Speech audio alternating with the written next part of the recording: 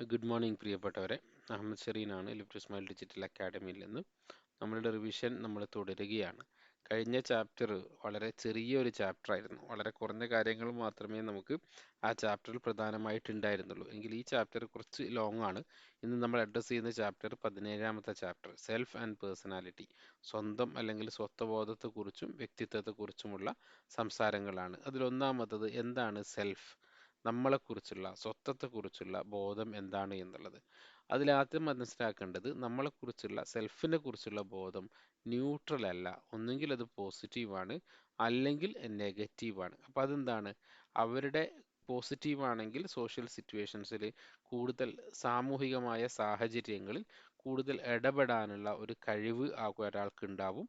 അതേ സമയത്ത് അയാളുടെ ഒരു കോഗ്നീഷൻ, അയാളുടെ റെസ്പെക്ട് സെൽഫ് എന്നുള്ളത് നെഗറ്റീവ് ആണെങ്കിൽ അയാൾക്ക് ആളുകളോട് സംസാരിക്കുന്നതിനും ഇടപെടുന്നതിനുമൊക്കെ പ്രശ്നങ്ങൾ ഉണ്ടാവും. ഇങ്ങനെ പറയാൻ കാരണം, സൈക്കോളജി കുറച്ചും കൂടി ഡീറ്റെയിൽ ആയിട്ട് പഠിക്കുമ്പോൾ നമുക്ക് മനസ്സിലാവുന്ന ഒരു കാര്യം, അല്ലെങ്കിൽ ഇടപെടലുകളിലേക്ക് നമ്മൾ പോകുന്ന സമയത്ത് ആളുകളോട് സംസാരിക്കാൻ പറ്റാത്ത, ഇടപെടാൻ പറ്റാത്ത ആളുകളെയൊക്കെ നമ്മുടെ ചുറ്റും കാണും.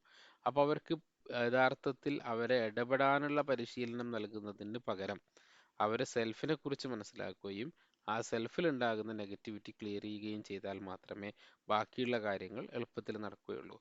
ഇനി ഈ സെൽഫ് എന്ന സ്വത്വം എന്ന ആശയത്തെക്കുറിച്ച് പറയുന്ന സമയത്ത്, ഒന്ന് real self versus ideal self. ഞാൻ എങ്ങനെ ആവണം എന്നുള്ള ചിന്തയാണ് നമ്മൾ ഐഡിയൽ സെൽഫ്. ഏറ്റവും മാതൃകാപരമായ സ്വത്വമാണ് ഐഡിയൽ സെൽഫ്. റിയൽ സെൽഫ് എന്ന് പറഞ്ഞാൽ റിയാലിറ്റി, ആക്ച്വൽ, നമ്മളിപ്പോൾ പറയുന്ന യാഥാർത്ഥ്യബോധം. ഈ രണ്ടും തമ്മിലുള്ള ഒരു ഒരു ഒരു ഒരു മാറ്റുരക്കൽ എല്ലാവരുടെയും ജീവിതത്തിൽ നടക്കുന്നുണ്ട്. Self esteem and self efficacy. നമ്മളുടെ സാമൂഹികം, ശാരീരികം, അക്കാഡമിക്, വൈകാരികം തുടങ്ങിയ കാര്യങ്ങളെക്കുറിച്ചുള്ള നമ്മളൊരു വിലയിരുത്തലിനെയാണ് നമ്മൾ സെൽഫ് എസ്റ്റീം എന്ന് പറയുന്നത്. നമ്മളുടെ സെൽഫ് എഫിക്കസി എന്ന് പറയുന്നത് നമ്മളെ സ്വന്തത്തെ എത്രത്തോളം നമുക്ക് പുറത്തെടുക്കാൻ വേണ്ടി പറ്റും, നമ്മളെ കഴിവുകൾ ഏതൊക്കെയാണ്, ആ കഴിവുകളൊക്കെ എങ്ങനെയാണ് നമുക്ക് വികസിപ്പിച്ച് കൊണ്ടുവരാൻ വേണ്ടി പറ്റുക എന്നുള്ളതാണ് സെൽഫ് എഫിക്കസി എന്ന് പറയുന്നത്. രണ്ടാമത്തെ ഭാഗം വ്യക്തിത്വമാണ്, പേഴ്സണാലിറ്റിയിൽ പ്രധാനപ്പെട്ട മൂന്ന് കാര്യങ്ങൾ: ഒന്ന് നമ്മുടെ ചിന്തകൾ, രണ്ട് നമ്മുടെ വികാരങ്ങൾ, മൂന്ന് നമ്മുടെ പെരുമാറ്റങ്ങൾ. പരസ്പരം കണക്റ്റഡ് ആണ്. ഓരോന്നും പരസ്പരം കണക്ട് ചെയ്യുകയും നമ്മളുടെ സ്വഭാവത്തെയും നമ്മുടെ പ്രകടനത്തെയും ഒക്കെ സൂചിപ്പിക്കുകയും ചെയ്യുന്നു. വ്യത്യസ്തമായ പേഴ്സണാലിറ്റികളെ കുറിച്ച് നമുക്ക് സംസാരിക്കാൻ പറ്റും. ആദ്യത്തെ തിയറി വരുന്നത് ഹിപ്പോക്രാറ്റീസിൽ നിന്നാണ്, ഗ്രീക്കിൽ നിന്നുള്ള 4 തരത്തിലുള്ള ആളുകളെ കുറിച്ച് അദ്ദേഹം സംസാരിച്ചു. ഒന്ന്, ഇന്ന് നമുക്കത് വളരെ ബാലിശമായി തോന്നാം. അന്നത്തെ സമയത്ത് ആ ഒരു കാലത്തുണ്ടായിരുന്ന അറിവുകളും സാങ്കേതിക പരിജ്ഞാനവും ഒക്കെ വെച്ചിട്ടാണ് അദ്ദേഹം ഇത് ചെയ്യുന്നത്. ഇപ്പം വാട്ടർ, എയർ, എർത്ത്, ഫയർ, ഇങ്ങനെ 4 രീതിയിലേക്ക് ആളുകളെ കൊണ്ടുവരുന്നു. ആ ആളുകൾ അതിനനുസരിച്ചിട്ടുള്ള പെരുമാറ്റങ്ങൾ ഉണ്ടാകുന്നു എന്നുള്ളതാണ്. പിന്നെ ഒരു തിയറി എന്നുള്ളത് ക്രൈസ്മസ് അപ്രോച്ച് അല്ലെങ്കിൽ ടൈപ്പ് ക്ലാസിഫിക്കേഷൻ എന്ന് പറയും. ആളുകളുടെ ശരീരം അനുസരിച്ചിട്ട് അവരുടെ വ്യക്തിത്വം മാറി വരുന്നു എന്നുള്ളതാണ്. ഒന്ന്, എക്സ്ട്രീം എൻഡോമോർഫി, തടിച്ച ആളുകൾ, അവർ പൊതുവെ മടിയന്മാരാകും എന്നുള്ളതാണ് ഒരു കൺസെപ്റ്റ് ഉള്ളത്. ഇനിയുള്ളത് പുതിയ കാലത്തുള്ളത് ട്രേഡ് തിയറികളാണ്. ട്രേഡ് തിയറികളിൽ പ്രധാനപ്പെട്ടത് ഒന്ന് ആൽപോർട്ടിന്റെ ട്രേഡ് തിയറി. അദ്ദേഹം 3 തരത്തിലുള്ള ട്രേറ്റുകളാണ് ഐഡന്റിഫൈ ചെയ്തത്: cardinal trait, central trait and secondary traits. ഈ 3 ട്രേറ്റുകൾ നമ്മളുടെ വ്യക്തിത്വത്തെ, ഈ 3 ട്രേറ്റുകളുടെ അടിസ്ഥാനത്തിലാണ് ഒരു വ്യക്തിത്വം രൂപപ്പെടുത്തുന്നത് എന്നുള്ളതാണ് അദ്ദേഹം പറഞ്ഞത്. ഉദാഹരണത്തിന്, ചില കാര്യങ്ങൾ നമ്മൾ പുറത്തേക്കുള്ള പെരുമാറ്റമായിരിക്കും, ചിലതിന് അടിസ്ഥാനപരമായ കാരണങ്ങൾ അതിന് ഉള്ളിലുണ്ടാകും.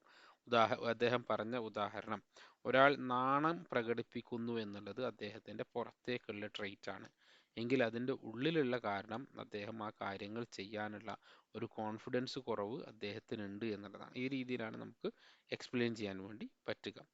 കൈറ്റൽ എന്നുള്ള ആളുടെ തിയറിയിൽ ചെറിയ വ്യത്യാസം, ആൽപോർട്ട് തിയറിയുമായിട്ട് വലിയ വ്യത്യാസമില്ല, ചെറിയൊരു വ്യത്യാസം. അദ്ദേഹം പറഞ്ഞത് 3 തരത്തിലുള്ള ട്രെയ്റ്റുകളുണ്ട്. ആ ട്രെയ്റ്റുകൾ 3 ആളുകളിലുണ്ട്.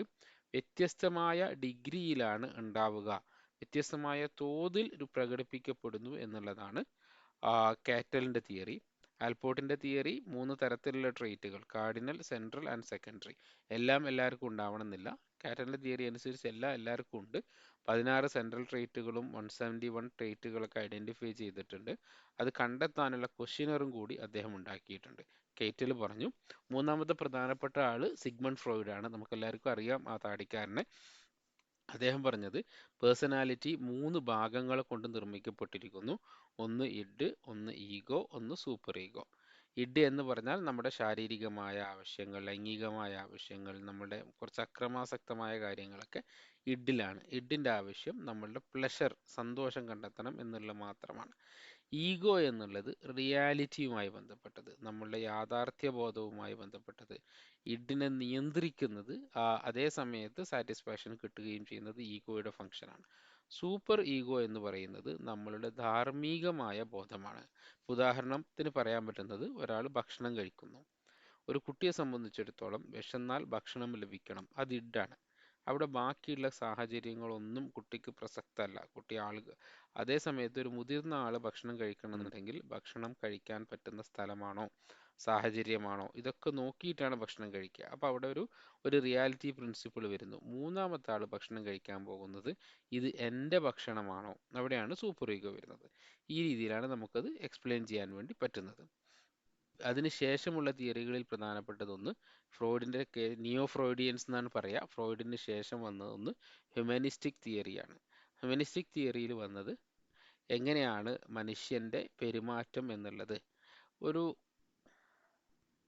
സാഹചര്യങ്ങൾക്കനുസരിച്ചിട്ട്, subjective experiences means how we see a situation. സാഹചര്യങ്ങൾക്കനുസരിച്ച് നമ്മൾ അതിനെ കാണുന്നത് നമ്മളുടെ അനുഭവങ്ങളുടെ, ഓരോരുത്തർ മനുഷ്യനാണ് ഏറ്റവും പ്രധാനപ്പെട്ടത്, മാനുഷികമായ ചിന്തകളാണ് പ്രധാനപ്പെട്ടത് എന്ന രീതിയിലാണ്. രണ്ടാമത്തത് call Rogers theory. Call Roger theory എന്നുള്ളത് എല്ലാ പെരുമാറ്റങ്ങളും സാഹചര്യങ്ങളെ നാം എങ്ങനെ ഉൾക്കൊള്ളുന്നു എന്നുള്ളതാണ്. യാഥാർത്ഥ്യവുമായി ബന്ധപ്പെട്ടിട്ടല്ല, യഥാർത്ഥത്തിനേക്കാൾ അപ്പുറത്തേക്ക് നമ്മൾ എങ്ങനെ ഈ സാഹചര്യത്തെ കാണുന്നു, അവിടെ പെർസെപ്ഷൻ ആണ് ഇമ്പോർട്ടൻ്റ്. റിയാലിറ്റി ആവണം എന്നില്ല. നമ്മൾ കാണുന്ന കാഴ്ചയാണ്, നമ്മുടെ മനസ്സിലുള്ള ചിന്തയാണ് പ്രധാനം, അവിടെയുള്ള യഥാർത്ഥ സാഹചര്യമല്ല പ്രധാനം എന്നുള്ളതാണ് കോൾ റോജേഴ്സിന്റെ തിയറി. പിന്നെ എങ്ങനെയാണ് വ്യക്തിത്വത്തെ വളർത്തുക എന്നുള്ളതിനും അതേപോലെ തന്നെ ഒരു തിയറി ഉള്ളത് എബ്രഹാം മാസ്ലോയുടെ തിയറി ഓഫ് പേഴ്സണാലിറ്റി. നമുക്ക് പല സ്ഥലങ്ങളിലും ഇതിന്റെ ആപ്ലിക്കേഷൻ കാണാൻ പറ്റും. മനുഷ്യന്റെ പ്രധാനപ്പെട്ട ആവശ്യങ്ങൾ ഒന്ന് ഇത് ഹെറാർക്കി ഓഫ് നീഡ്സ്, ആവശ്യങ്ങളുടെ അധികാര ശ്രേണി എന്നാണ് നമ്മൾ ഇതിന് പറയുക. മനുഷ്യങ്ങൾക്ക് സ്ക്രീനിൽ കാണാം. മനുഷ്യന്റെ അടിസ്ഥാനപരമായ ആവശ്യം ഫിസിയോളജിക്കൽ, ശാരീരികമായ ആവശ്യങ്ങൾ. അത് പൂർത്തീകരിച്ചു കഴിഞ്ഞാൽ ഫുഡ്, വാട്ടർ, വാംത്ത്, റെസ്റ്റ്, അതായത് ഭക്ഷണം, വിശപ്പ് തുടങ്ങിയ കാര്യങ്ങൾ അത് പൂർത്തീകരിച്ചു കഴിഞ്ഞാൽ മനുഷ്യൻ സേഫ്റ്റി നീഡ്സിലേക്ക് പോകും. സേഫ്റ്റി നീഡ്സ് എന്ന് പറഞ്ഞാൽ എനിക്ക് ഇന്ന് ഭക്ഷണം കിട്ടി, എൻ്റെ വിശപ്പ് മാറി, അതോടുകൂടി എൻ്റെ ഇന്നത്തെ ഫിസിയോളജിക്കൽ നീഡ് കഴിഞ്ഞു. നാളെ എനിക്ക് എങ്ങനെ ഭക്ഷണം കിട്ടും, നാളെ ഞാൻ എവിടെ ഉറങ്ങും, ഈ രീതിയിലുള്ള ചിന്തകൾ വരുന്നതിനെയാണ് നമ്മൾ സേഫ്റ്റി നീഡ്സ് എന്ന് പറയുക. അപ്പോൾ അവിടെ ജോലി, താമസിക്കാനുള്ള വീട്, ശമ്പളം, അങ്ങനെയുള്ള കാര്യങ്ങളൊക്കെ ചിന്തയിൽ വരും. അത് ഉറപ്പാക്കി കഴിഞ്ഞാൽ അടുത്തത് സോഷ്യൽ നീഡ്സ് ആണ്. സാമൂഹികമായ ആവശ്യങ്ങൾ, പരസ്പരമുള്ള സ്നേഹം, കുടുംബം, സൗഹൃദം, കമ്മ്യൂണിറ്റി തുടങ്ങിയ കാര്യങ്ങളൊക്കെ മനുഷ്യന്റെ മനസ്സിലേക്ക് വരും. അത് പൂർത്തീകരിക്കുമ്പോഴാണ് എസ്റ്റീം നീഡ്സ് വരിക. എസ്റ്റീം നീഡ്സിലാണ് അഭിമാനം, അങ്ങനെയുള്ള കാര്യങ്ങളൊക്കെ വരിക. റെസ്പെക്റ്റ്, ആളുകൾ എന്നെ ബഹുമാനിക്കണം, എനിക്ക് പരിഗണന ലഭിക്കണം, അതൊക്കെ എസ്റ്റീം നീഡ്സ് ആണ്. അപ്പം സോഷ്യൽ നീഡ്സ് ഫുൾഫിൽ ആവുമ്പോഴാണ് നാം എസ്റ്റീം നീഡ്സിലേക്ക് പോവുക. എസ്റ്റീം നീഡ്സ് ഫുൾഫിൽ ആയി കഴിഞ്ഞാൽ നമ്മൾ സെൽഫ് ആക്ച്വലൈസേഷനിലേക്ക് പോകും. സെൽഫ് ആക്ച്വലൈസേഷൻ എന്ന് പറയുന്നത് നമ്മളുടെ ജീവിതത്തിൽ സന്തോഷം കണ്ടെത്താനുള്ള ഒരു ഫുൾഫിൽമെന്റ് ഉണ്ടാകുന്ന, മനസ്സിൽ നിർവൃതി ഉണ്ടാകുന്ന ഒരു രീതിയാണ് നമ്മൾ സെൽഫ് ആക്ച്വലൈസേഷൻ എന്ന് പറയുന്നത്. ഇനീഷ്യലി ആദ്യകാലത്ത് എബ്രഹാം മാസ്ലോ ആവശ്യങ്ങളുടെ അധികാര ശ്രേണി അവതരിപ്പിക്കുന്ന സമയത്ത് ഇത്രയും കാര്യങ്ങളെ ഉണ്ടായിരുന്നുള്ളൂ. അതിനുശേഷം സെൽഫ് ട്രാൻസെൻഡൻസ്, അതായത് നമ്മൾ നിർവ്വാണം എന്നൊക്കെ പറയുന്ന രീതിയിലേക്കുള്ള ഒരവസ്ഥ കൂടി അദ്ദേഹം അവതരിപ്പിച്ചു. നമ്മൾ ആദ്യത്തെ സേഫ്റ്റി ആൻഡ് സൈക്കോളജിക്കൽ നീഡ്സിനെ സേഫ്റ്റി ബേസിക് നീഡ്സ് എന്ന് പറയും, അടിസ്ഥാനപരമായ ആവശ്യങ്ങളാണ്. അവസാനത്തെ രണ്ടെണ്ണം സെൽഫ് ആക്ച്വലൈസേഷനെയും സെൽഫ് എസ്റ്റീമിനെയും നമ്മൾ ഉപയോഗിക്കുന്ന വാക്ക് സൈക്കോളജിക്കൽ അല്ലെങ്കിൽ സ്പിരിച്വൽ, മാനസികമായ ധാർമ്മികമായ രീതിയിലുള്ള ആവശ്യങ്ങളായിട്ടാണ്. ഇനി എങ്ങനെയാണ് നമ്മൾ ലേണിങ്ങുകൾ, പേഴ്സണാലിറ്റിയെ കുറിച്ച് പഠിക്കുക.